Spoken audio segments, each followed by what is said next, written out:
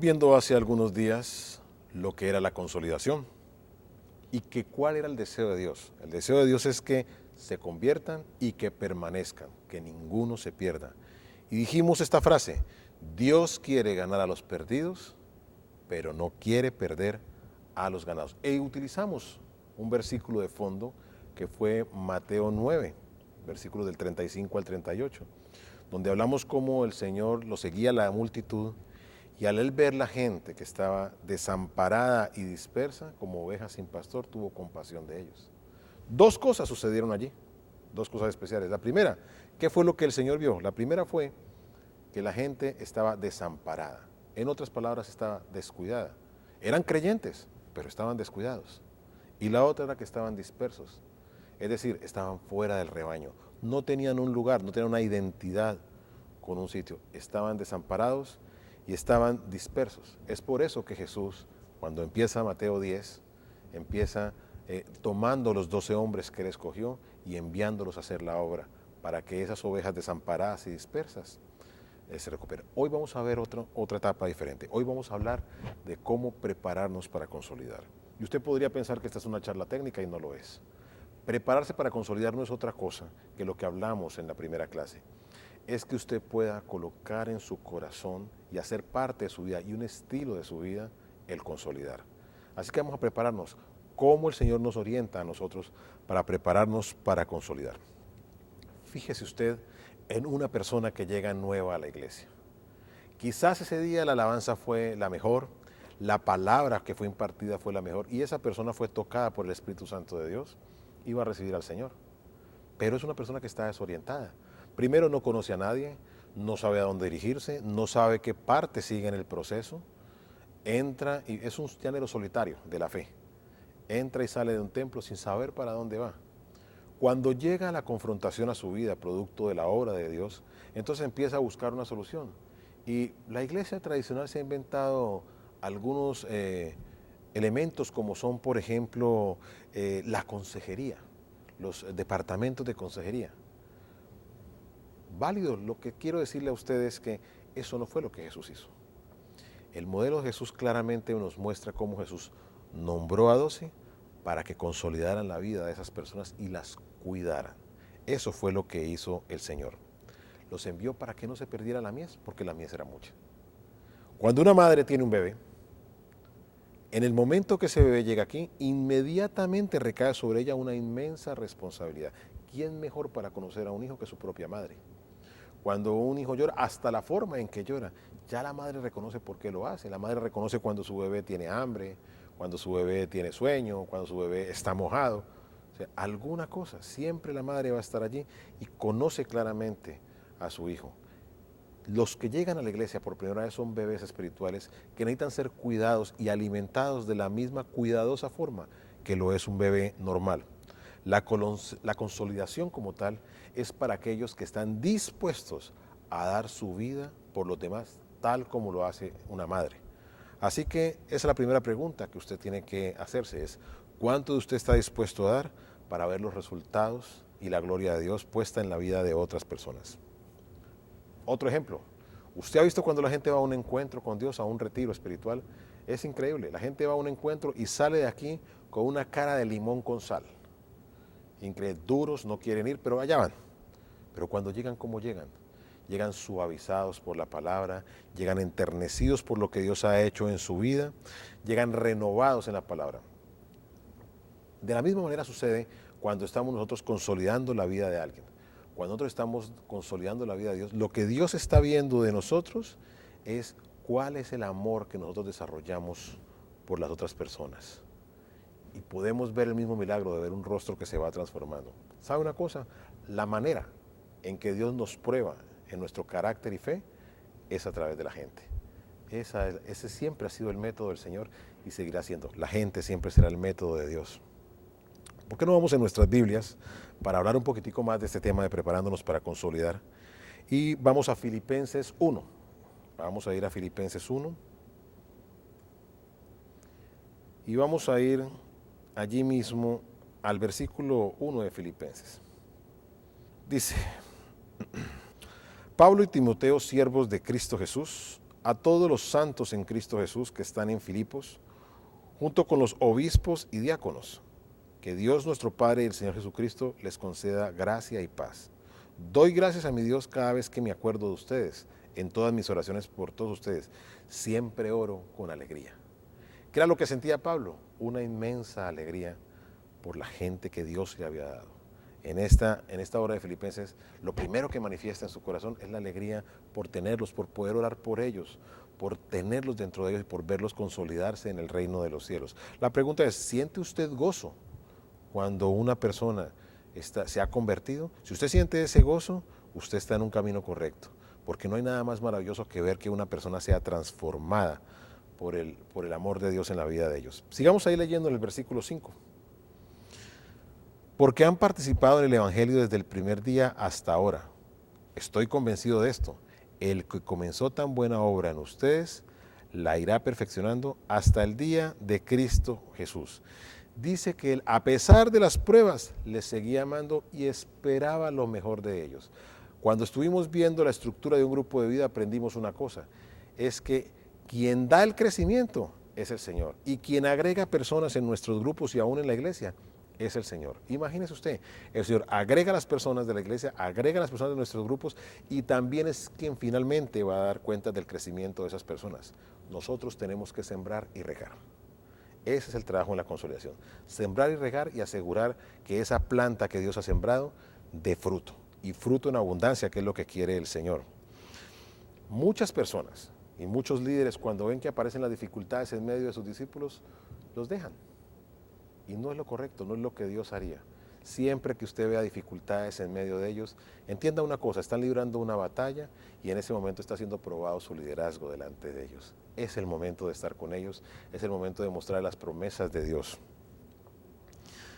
En un salón de clase, recuerdo mucho esto, en un salón de clase un profesor estaba preguntando que si supiera, los que estábamos allí sentados, si supiéramos que nuestro hijo va a nacer sordo, aún no ha nacido, pero iba a nacer sordo, y lo supiéramos que iba a ser sordo de por vida, alguno de nosotros detendría ese nacimiento, o sea, impediría que ese niño naciera.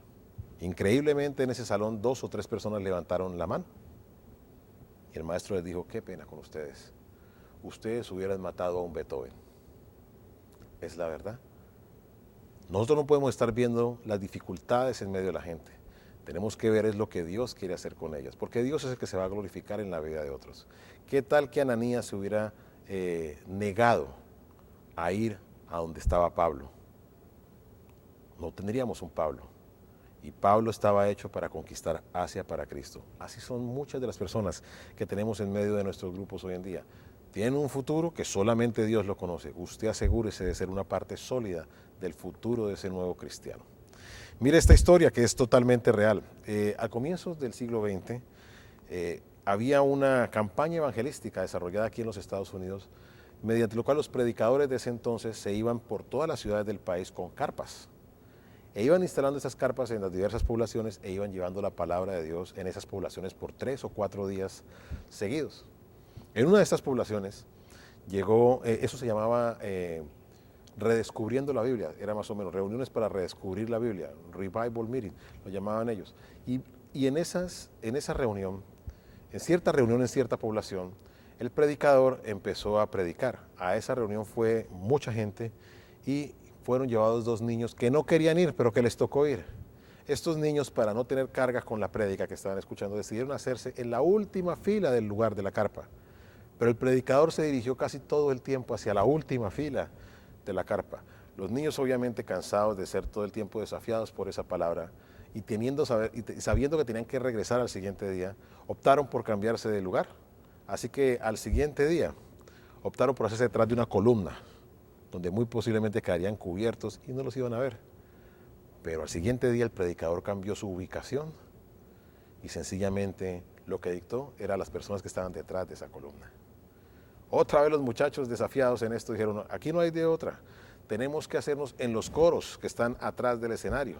Él no va a mirar los coros, así que hagámonos en los coros. Al siguiente día los muchachos hábilmente se introdujeron entre el coro y se quedaron ahí. Y ese día al comenzar el predicador a hablar dijo, He estado todos estos días predicándolo a ustedes y veo que mis hermanos del coro no han recibido. Así que hoy voy a predicar de espaldas a ustedes. Y ese día le predicó al coro. Es increíble la persistencia del predicador, pero le quiero decir una cosa. Uno de esos dos niños, su nombre es Bill Graham. Un predicador que ustedes lo saben, ha sido quizás el mayor evangelista de los últimos tiempos. Así que usted no debe dejar de insistir, no debe dejar de estar allí. No permita que esa palabra se apague. Es más, continúe en la vida de las personas, porque Dios tiene grandes planes. Si ese hombre no lo hubiera hecho, quizás no hubiera despertado algo especial en el corazón de Bill Graham. Así que damos la gloria a Dios por esos hombres que descubren en pequeñas semillas de mostaza inmensos árboles. Un ejemplo más que quiero darles. Recuerdo mucho cuando aún estaba yo en la ciudad de Miami y tenía los primeros grupos de vida. Recuerdo esos 12 o 15 quizás discípulos primeros que se fueron desarrollando. Hace un poco tiempo tuve la oportunidad de estar allá y los vi, a muchos de ellos, y me doy cuenta de que todos ellos hoy en día tienen sus propios grupos de vida. Es más, muchos de ellos tienen discípulos que tienen sus grupos de vida. En otras palabras, estoy diciéndole que tengo bisnietos espirituales. Si yo hubiera renunciado a lo que teníamos que hacer en ese momento, no estuviera viendo la obra de Dios completa a través de la vida de un hombre. Muchos de ellos, tengo que decirlo, a veces pensábamos que no íbamos a dar un peso por la vida de ellos, pero Dios tenía un plan diferente para la vida de ellos. ¿Quiénes somos nosotros para negarnos a eso? Señores, nadie. Lo cierto es que eso es el costo. Eso es lo que nos cuesta a nosotros tener unos hijos espirituales maravillosos que se desarrollen. Nos cuesta la vida, nos cuesta tener que ofrecer más de lo que creemos que podemos dar nosotros. Vamos a continuar en nuestra historia. Vamos a seguir ahí en el libro de Filipenses, donde estamos en el capítulo 1. Y vamos a leer el versículo 7. Dice, es justo que yo piense así de todos ustedes, porque los llevo en el corazón. Pues ya sea que me encuentre preso o defendiendo y confirmando el Evangelio, todos ustedes participan conmigo de la gracia que Dios me ha dado. Pablo revelaba que los llevaba en el corazón, en sus prisiones, en su defensa, en la confirmación del Evangelio.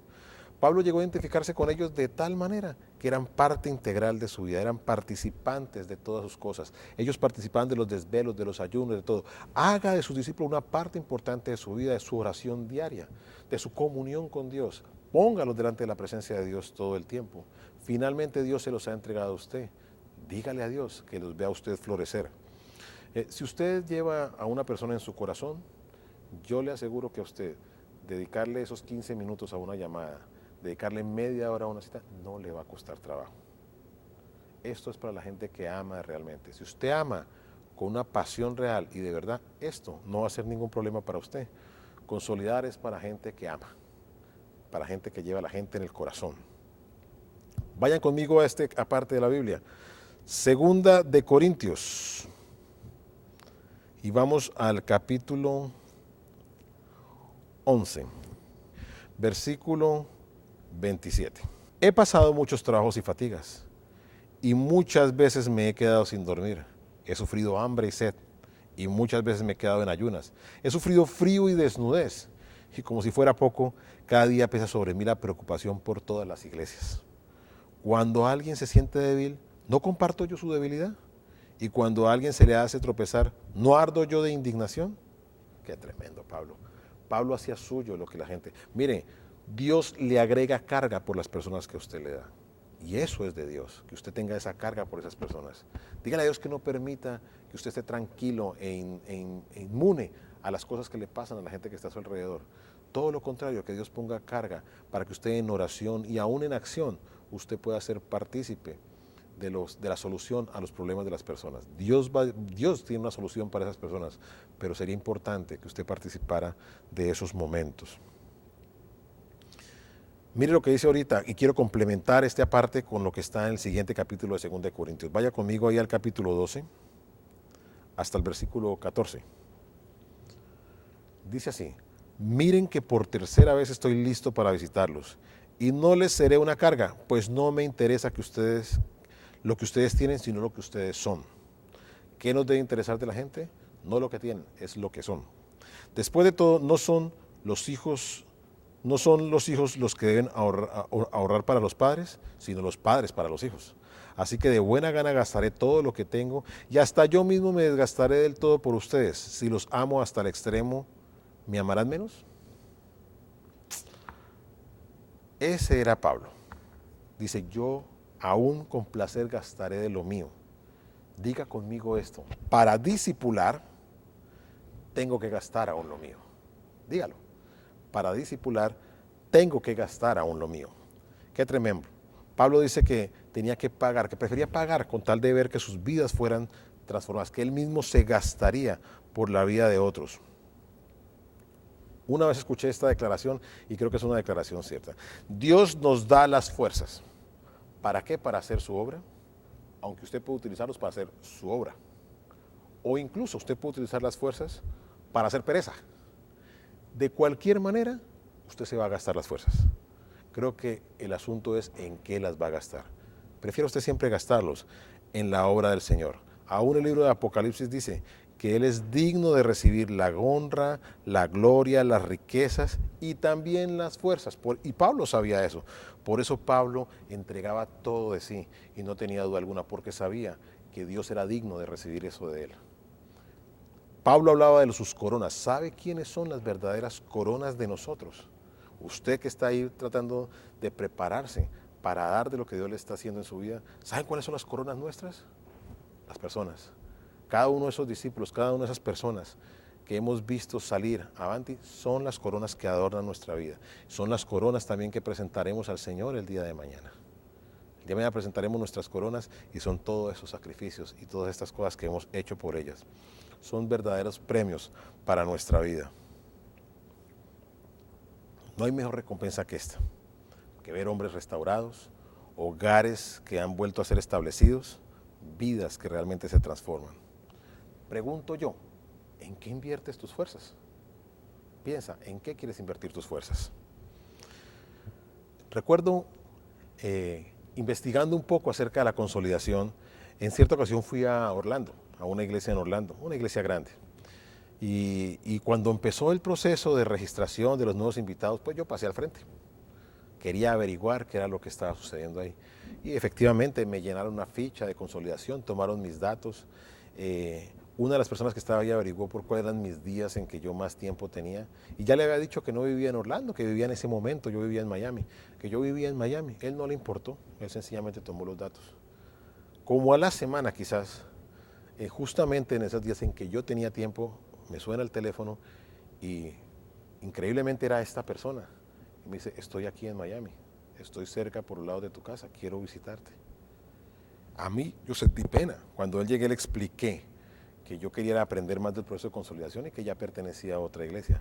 ¿Y sabes qué me contestó esa persona? Con una sonrisa de oreja a oreja, me dijo, no importa. No importa lo que usted haya sido. ¿Sabe una cosa? Tengo una responsabilidad en mi vida por su vida. Y si yo llego aquí y me entero que usted se está discipulando, entonces mi responsabilidad con usted ha cesado. Pero no estaría bien delante de Dios que no lo hubiera hecho. Ese hombre, me sorprendió. Así tiene que ser usted. Usted no se preocupe por nada. Simplemente asegúrese de ir hasta el final en lo que Dios le ha encomendado que es suyo. Cuando la gente es consolidada en el templo y la gente es invitada a pasar adelante, a veces uno tiene que invitar a que los servidores pasen. Y le voy a decir una cosa, usted debería estarse matando por ocupar ese lugar, por ser la persona que puede colocarse detrás de ese nuevo convertido y orar e interceder por su vida. Ese es el anhelo de Dios, que usted se preocupe por esa persona de una manera total y genuina. Vamos a otro versículo, vamos a seguir en nuestra historia en Filipenses. Regresemos nuevamente a Filipenses al capítulo 1.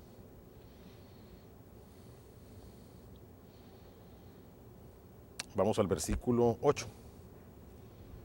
Dice, Dios es testigo de cuánto los quiero a todos con el entrañable amor de Cristo Jesús. Dice, él habla del amor entrañable. El amor entrañable es el más profundo, es el verdadero amor.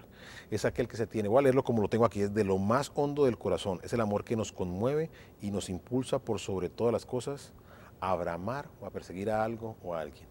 El amor verdadero es el amor entrañable. Es un amor sacrificial. Es un amor que nos cuesta y va más allá de lo que nosotros somos.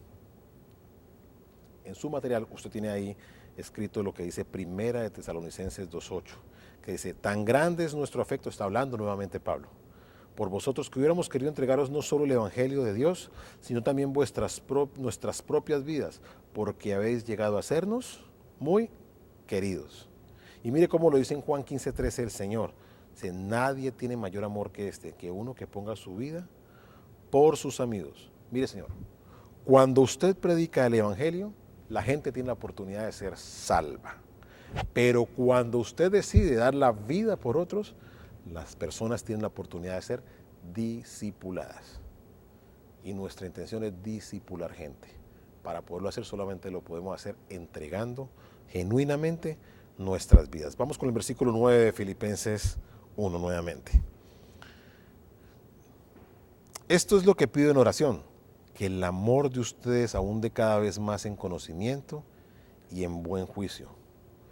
Él le pedía dos cosas específicas a la gente, que hubiera más amor y que tuvieran más conocimiento y buen juicio, o sea, que fueran irreprensibles en lo que estaban haciendo.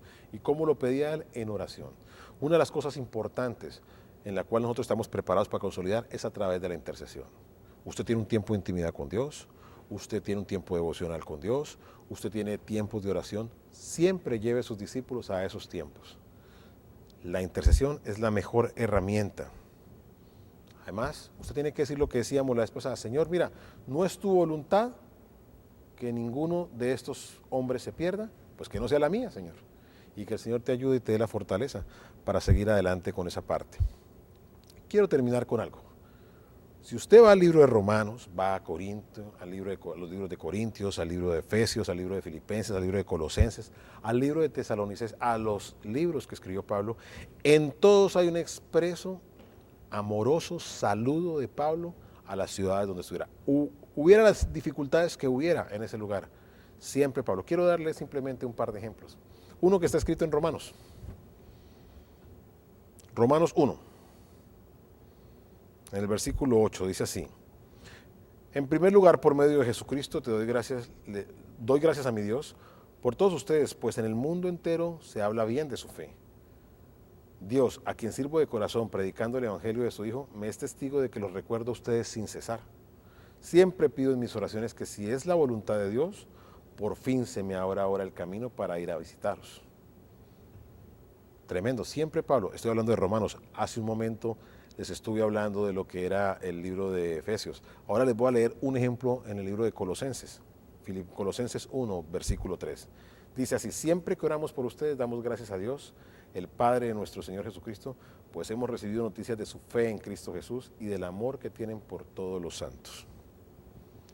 Señor, pareciera mucho trabajo, pero si usted es una persona que ama a sus hijos con amor sacrificial, consolidar no le va a resultar difícil. Es el mismo tipo de amor. No consoliden sus fuerzas, consoliden las fuerzas que Dios le da. Lo que sí tiene que usted pedirle a Dios es que le dé un corazón consolidador y que eso lo pueda hacer usted parte de su vida. Aún nos queda algo más por aprender. Después estaremos viendo cómo desarrollamos una consolidación efectiva. Dios les bendiga. Mil gracias.